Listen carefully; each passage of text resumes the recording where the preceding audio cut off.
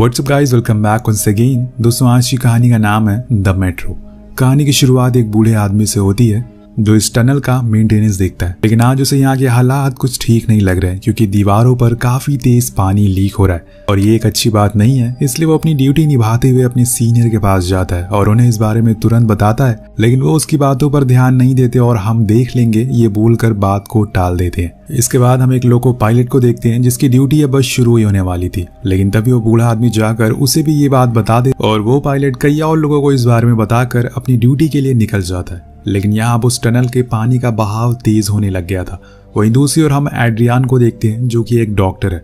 वो अपने पेशेंट को चेक कर रहा था, पर घर आने पे उसकी बेटी जूली कहती है कि डैड, मॉम अभी तक घर नहीं आई है, आप उनसे फोन करके एक बार पूछिए कि वो कहाँ रह गई। लेकिन असल में एड्रियान को भी नहीं पता कि उसकी वाइफ कहाँ पर है, क्योंकि उसका तो अफेयर चल रहा है उसके बॉस जॉन के साथ, जो कि यहाँ पे हम साफ देख सकते हैं। और ये बात जॉन को भी पता है, लेकिन वो उसे कुछ कहता नहीं क्योंकि उसने अपनी वाइफ से इस बारे में कई बार बात की, पर इसका कोई भी फायदा नहीं हुआ। अब अगले दिन जूली और एड्रियान दोनों घर से निकल जाते हैं क्योंकि एक को स्कूल जाना था और दूसरे को हॉस्पिटल।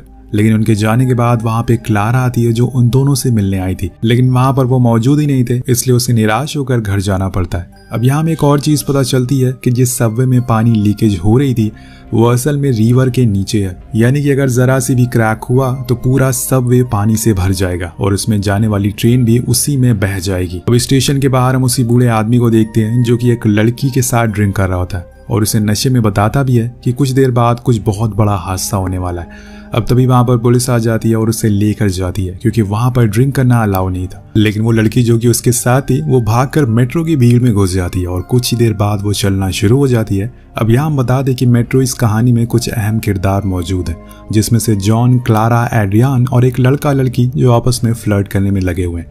उधर पानी अब तेजी से लीक होना शुरू हो जाता है और इन्हें इस बात की कोई खबर नहीं थी, तो लोको पायलट मजे से मेट्रो चलाना शुरू कर देता है और कुछ ही देर बाद हम ट्रैक पर कुछ हलचल महसूस करते हैं, जैसे कि उसे कोई चीज हिला रही हो। लेकिन ये बात पायलट को पता नहीं होती, इसलिए वो स्पीड और बढ़ाता और आराम से एप्पल खाने लगता है। लेकिन अब वहां की दीवारों में छेद होना शुरू हो गया था और पानी अब गिरने लगा था, और ये चीज जब लोको पायलट देख लेता है तो वो तुरंत इमरजेंसी ब्रेक लगाता है। लेकिन इतनी जल्दी ट्रेन नहीं रुकने वाली थी और उस ब्रेक की वजह से पीछे से सारे डिब्बे में तेजी का झटका लगता है और इसी वजह से जितने भी लोग मौजूद थे सभी एक दूसरे के ऊपर गिरना शुरू हो जाते हैं। अब मेट्रो पटरी से उतर जाती है, लेकिन जो कि मेट्रो टनल में थी इसलिए डब्बे गिरते नहीं है, लेकिन झटके की वजह से बहुत तबाही होती है। एक अफरा तफरी का माहौल बन जाता और सभी चिल्ला रहे थे क्योंकि इसमें कई लोग तो मारे भी गए थे। लेकिन कुछ ही देर बाद जब सब कुछ शांत हो जाता है तो हम देख पाते हैं कि असल में वहां पर क्या हुआ है। जॉन फौरन खिड़कियों को तोड़ता है और बाहर देखता है, लेकिन वहां पे जाना सेफ नहीं है क्योंकि पानी में करंट हो सकता है और इसीलिए वो ट्रेन के ऊपर चढ़कर आगे जाने का ट्राई करता है। उधर हम एड्रियान को देखते हैं जो उठते ही अपनी बेटी को ढूंढना शुरू करती है क्योंकि वो उसे कहीं दिखाई दे नहीं रही थी। हर जगह ढूंढने पर वो उसे सीट के नीचे लेटी हुई मिलती है, लेकिन तभी एक आदमी को हम देखते हैं जो सभी सीट के ऊपर से चढ़कर आगे जा रहा था। अगर वो क्लारा के ऊपर से चला गया तो वो मर भी सकती है, इसलिए एड्रियान उसे रोकने की कोशिश करता है, लेकिन वो रुकने का नाम ही नहीं ले रहा था। पर तभी जॉन आकर उसकी मदद करता है और उसकी बेटी को बाहर निकालता है, यानी कि अब यहाँ इन तीनों का मिलन हो चुका है। इसके बाद हम क्लारा को देखते हैं जो बार बार जूली को कॉल लगा रही थी, लेकिन उसका फोन बंद बता रहा था। अब यहाँ एक और मुसीबत आने वाली है। उस रूट पे एक और दूसरी मेट्रो अब तेजी से आगे बढ़ रही है, लेकिन तभी उसे रेड सिग्नल मिलता है जिसकी वजह से वो अपनी स्पीड कम कर लेती है और फिर धीरे धीरे आगे बढ़ने लगती है। लेकिन उसी समय उसे ट्रैक पर ढेर सारा पानी दिखता है जो कि टनल से होते हुए आ रहा था। तभी कंट्रोल रूम में उसके पास मैसेज आता है कि आपको दोबारा से उसी स्टेशन पर लौट जाना है जहां से आप आए थे, इसलिए फौरन ये लोग ट्रेन को उल्टी डायरेक्शन में चलाना शुरू करते हैं। लेकिन यहाँ उसमें बैठे पैसेंजर को जरा भी खबर नहीं थी कि आखिर ये सब क्यों हो रहा है। इधर एड्रियान एक जख्मी आदमी की मदद कर रहा होता है, लेकिन ट्रैक के जरिए हजारों लोग अब आगे बढ़ रहे थे। उन्हें यह लग रहा था कि शायद कुछ ही दूर पर उन्हें स्टेशन मिल जाएगा और वो जान बचाकर यहाँ से निकल जाएंगे। लेकिन तभी वहां पर दोस्तों इलेक्ट्रिसिटी ऑन हो जाती है जिसकी वजह से ग्राउंड पर करंट दौड़ने लग जाता है। अभी जितने भी लोग थे पानी में भाग रहे थे, एक ही झटके में सभी की मौत हो जाती है।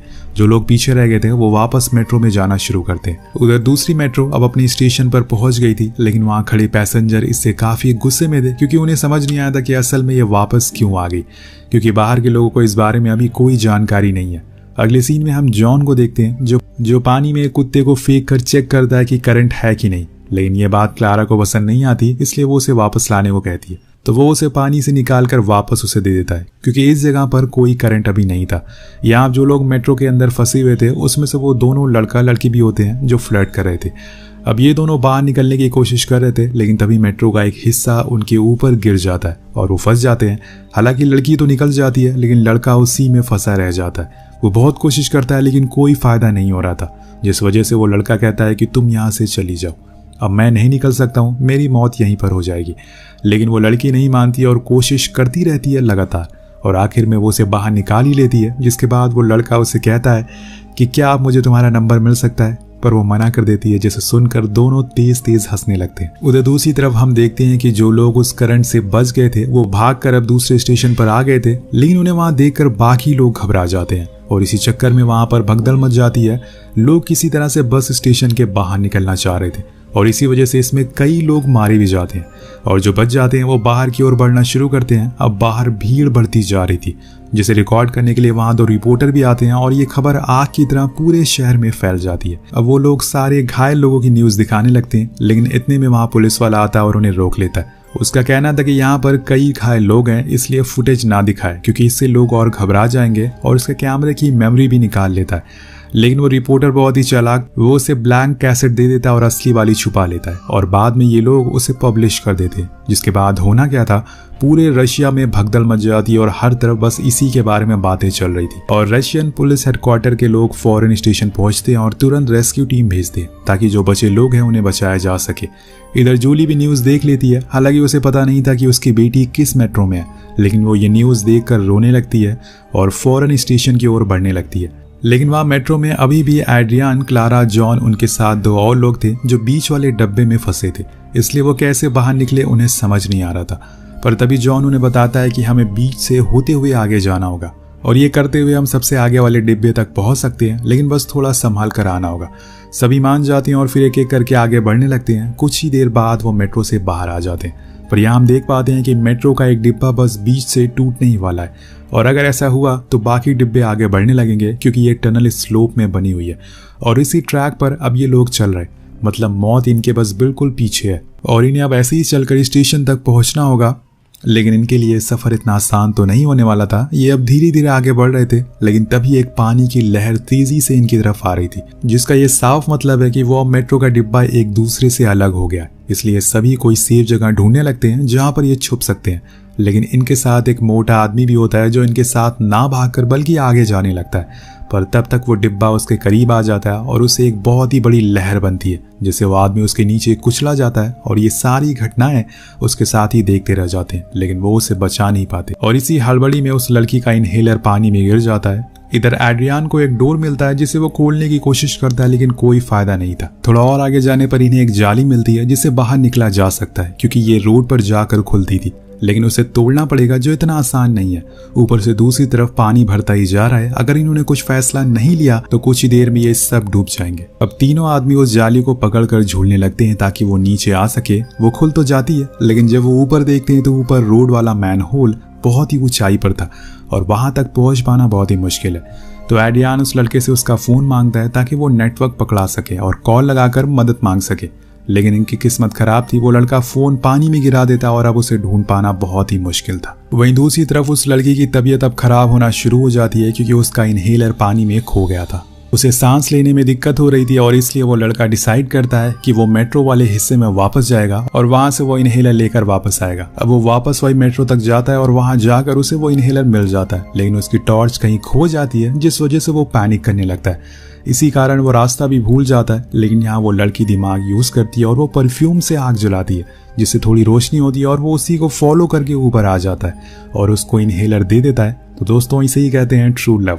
अब वो लोग फिर से उसी जाली के पास जाते हैं, लेकिन अब वहां पहले जैसा कुछ नहीं रहा, क्योंकि पानी का लेवल बहुत ही ऊपर आ गया था, जिस वजह से इन लोगों को अब सांस लेने में दिक्कत होने लगती है। सभी उस जाली से अपना मुंह ऊपर करके सांस ले रहे थे, तभी जॉन का फोन में सिग्नल आ जाता और वो तुरंत जूली को कॉल लगाता है। उसे बताता है कि हम लोग यहाँ एक मैन होल के नीचे फंसे हुए हैं, जल्दी से किसी को भेजो। मेरे साथ जूली और एड्रियान भी हैं। ये सुन के वो थोड़ा खुश होती है, क्योंकि कम से कम वो जिंदा है। अभी तक उसे यही लग रहा था कि वो मारे जा चुके हैं। तभी अचानक से हम देखते हैं कि एक पानी का सैलाब इनकी ओर तेजी से बढ़ रहा है। कुछ ही देर बाद ये सभी एक दूसरे से बिछड़ जाते हैं और यहाँ जो मेट्रो अटकी हुई थी वो आगे निकल जाती है, जिसके साथ वहां पे रुका हुआ पानी भी उसके साथ बह जाता है और इस जगह पर ये लोग फंसे थे वो वहां से बहकर आगे काफी आ जाते हैं। उनके जाने के कुछ देर बाद वहां पर रेस्क्यू वाले अंदर आते हैं क्योंकि जूली ने उन्हें बताया था कि वो यहीं पर फंसे हुए हैं, लेकिन उनकी किस्मत खराब थी, वो लोग अब और आगे निकल चुके हैं। उधर जॉन के पैर पर चोट लग जाती है और वो जैसे तैसे करके आगे आता है, अपने लोगों के पास पहुंचता है, लेकिन वो ऊपर चढ़ नहीं पा रहा था,